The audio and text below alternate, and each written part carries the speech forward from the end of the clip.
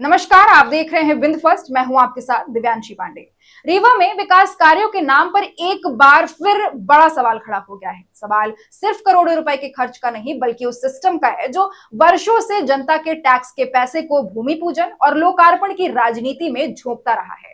मामला शहर के झिरिया क्षेत्र में बने 12 MLD क्षमता वाले सीवरेज ट्रीटमेंट प्लांट का है, जिसे करीब 11 करोड़ रुपए की लागत से 13 साल पहले बनाया गया था। प्लांट का लोकार्पण भी हुआ, योजनाओं की तारीफ भी हुई, लेकिन हकीकत यह रही कि प्लांट आज तक एक दिन भी चालू नहीं हो सका।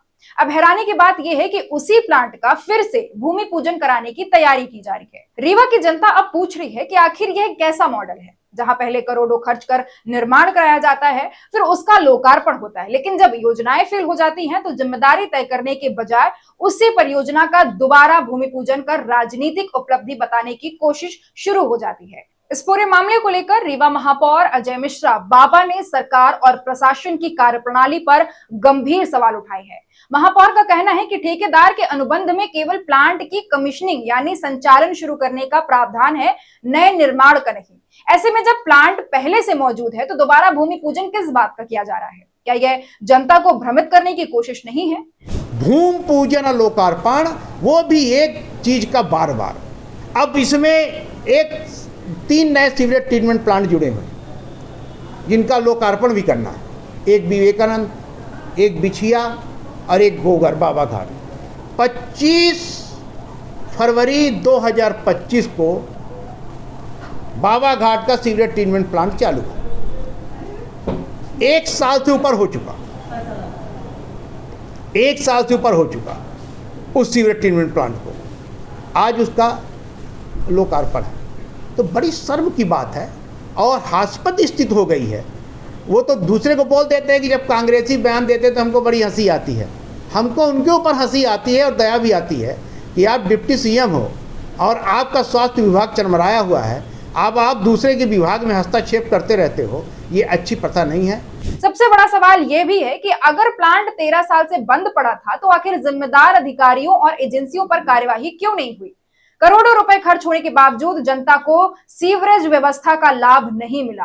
शहर की नालियां आज भी गंदगी से भरी हैं। कई इलाकों में सीवर का पानी सड़कों पर बहता दिखाई देता है, लेकिन कागजों में योजनाएं पूरी बताकर वाहवाही लूटने का सिलसिला लगातार जारी है।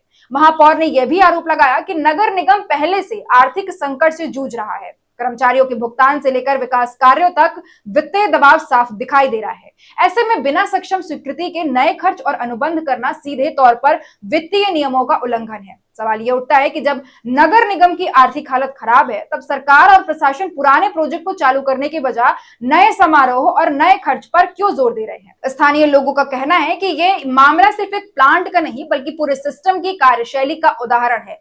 जनता को मूलभूत सुविधाएं नहीं मिल रही हैं, लेकिन राजनीतिक मंच सजाने और फोटो सेशन कराने की कोई कमी नहीं छोड़ी जा रही है। लोगों का आरोप है कि अगर समय रहते इस प्लांट को चालू कर दिया जाता है तो शहर की सीवरेज समस्या काफी हद तक कम हो सकती है। विपक्ष दलों और सामाजिक संगठनों ने भी इस मुद्दे को लेकर सरकार को घेरना शुरू कर दिया है।